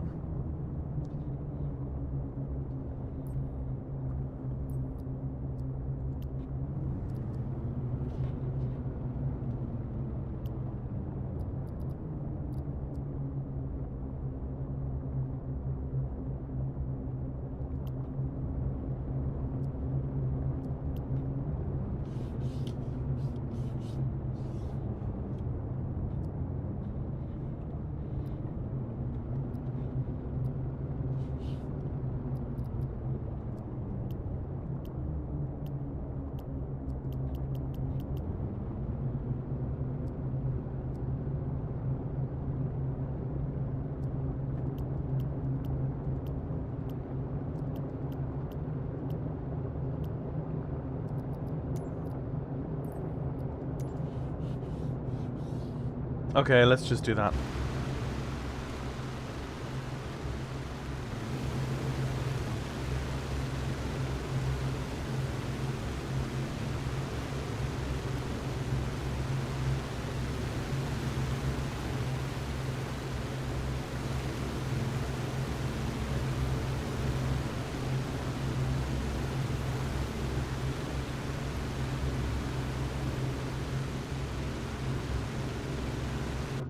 This thing is massive. Oh my goodness. There's 12 seats in the cockpit.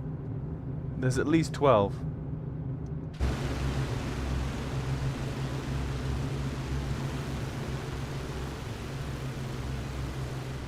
Flaps up.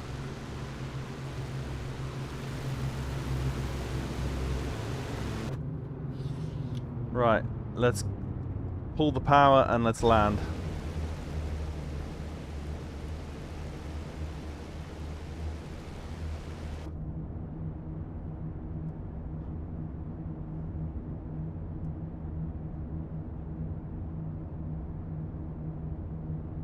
Oh, apparently it is complete. And in Oregon, wow.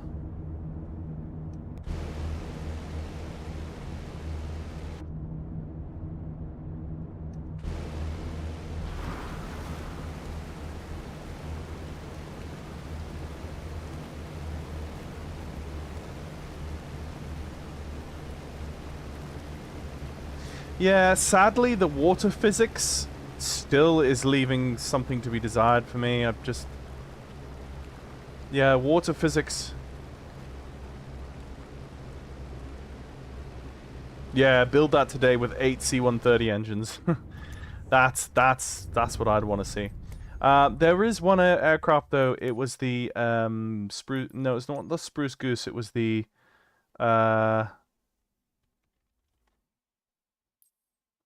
Yeah, it's not that one. It's the bigger one. What's it called?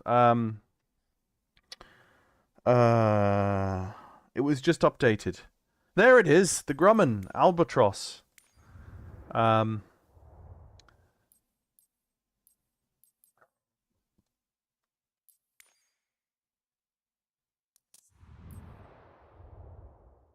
That's what I wanted to see. Should we just go out in the middle of the ocean? In the middle of, like... Let's just go into the literal middle of the ocean. And see what happens.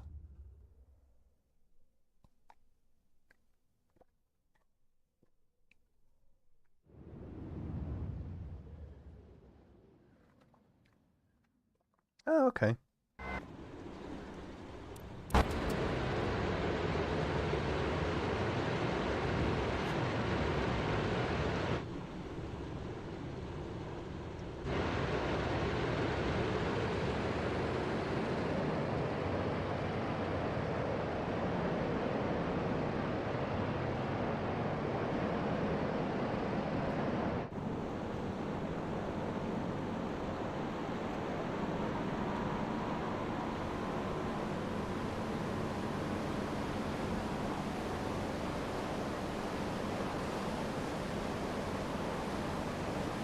Yeah, this looks the physics of the water simulation on this look much nicer. Much nicer than the Spruce Goose. Look at this. Look at the splashes.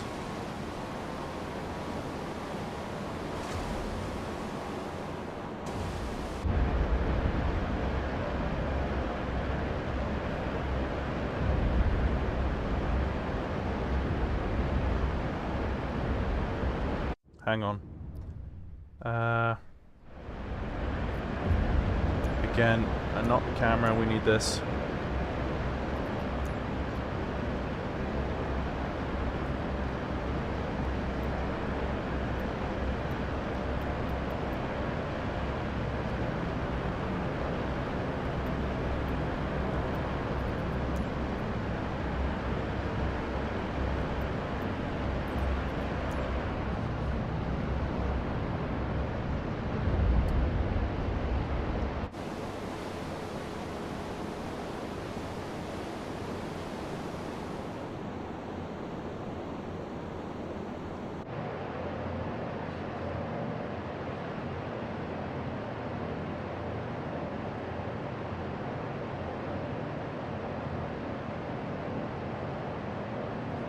Oh, I seem to remember the propeller pitch is like some...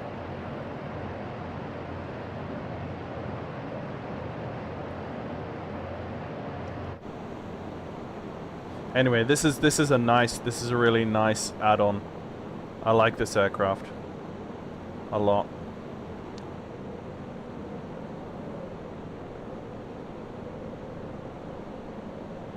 So if we go into like this view and then go back down for a landing, you'll see just as I come to a close of the live stream that this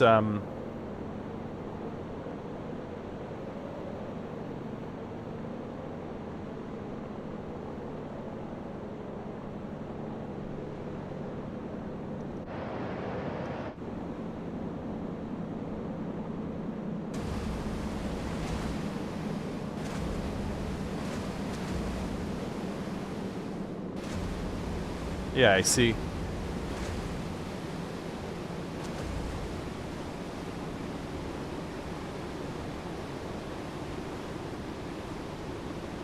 The water dynamics and the splash and the foam look far more believable on this than the massive thing we were just flying now. See, look at that. It looks far more realistic and convincing. Not those weird jaggedy bits, but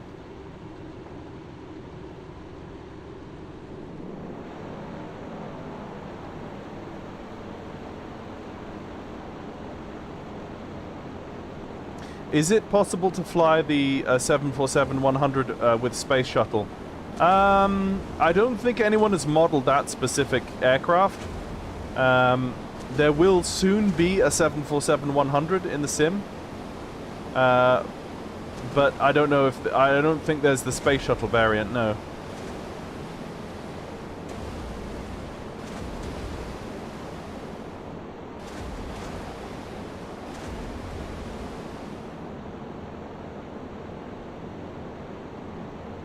See, I don't have my settings set right. You see, look at the spray that comes off the bottom end of that. As water leaks out or leaks off and eventually, yeah, dissipates. Look at that. Isn't that beautiful? Yeah, I wonder there's little things open there. I wonder if they fill up with water if you don't close them. Yeah, no, this aircraft has been recently updated, and I should fly this a lot more again because it's really beautiful.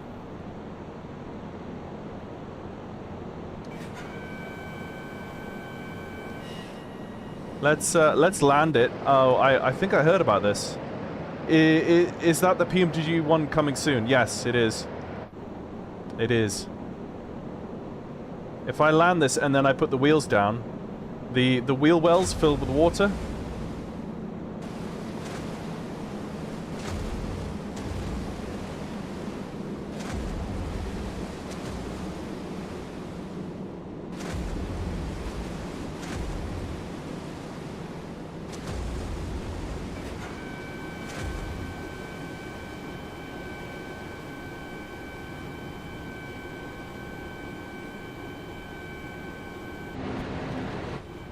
Oh yeah. Look at the spray over the windows. Isn't that cool? Wow.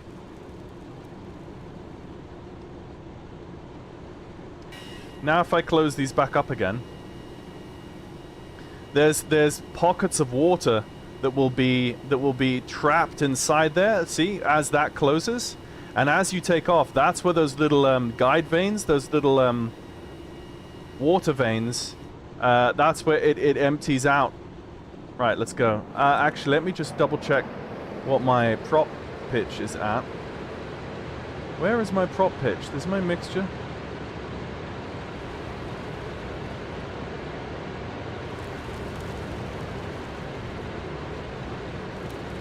Where is my prop pitch?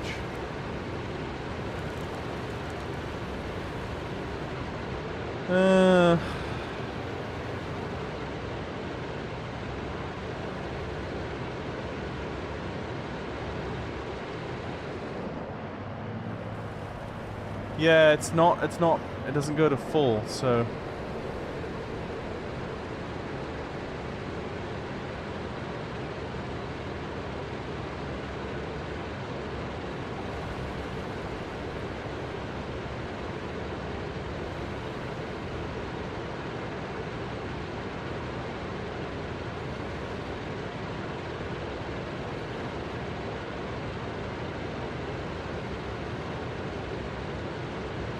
Ah.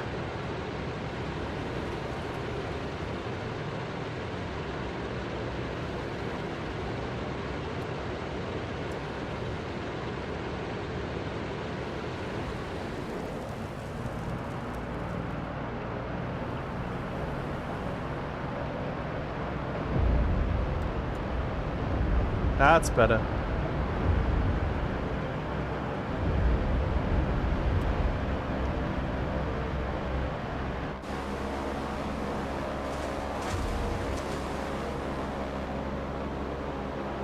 So see the water? See how the water will drain out of there if I open that up?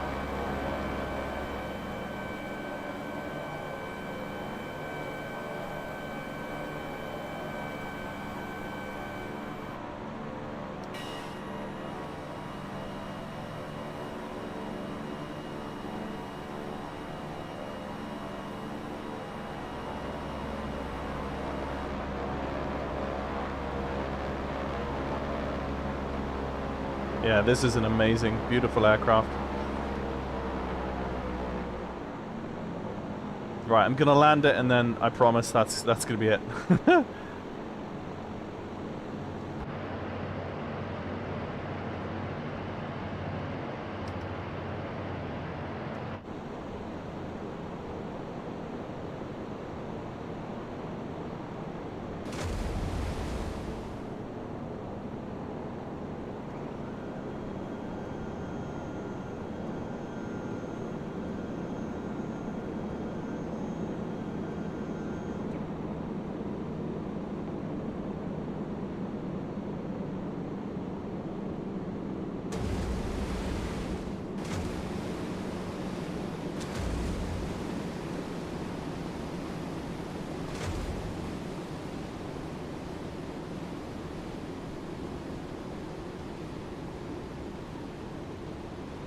Beautiful.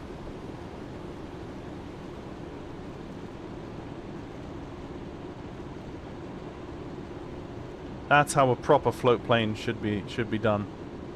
Right there.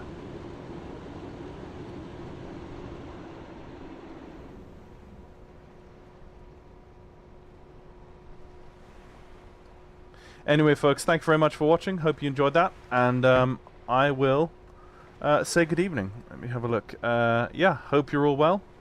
And did I miss anything? My uncle served in the US Coast Guard on the HU-16 as crew member for Air Sea Search and Rescue in the 1960s. Wow. Wow. Cool. Okie doke, guys. Thank you very much for watching, and I will catch you another time. Hope you enjoyed the Gotfriends BC-12D, along with a few extras at the end here.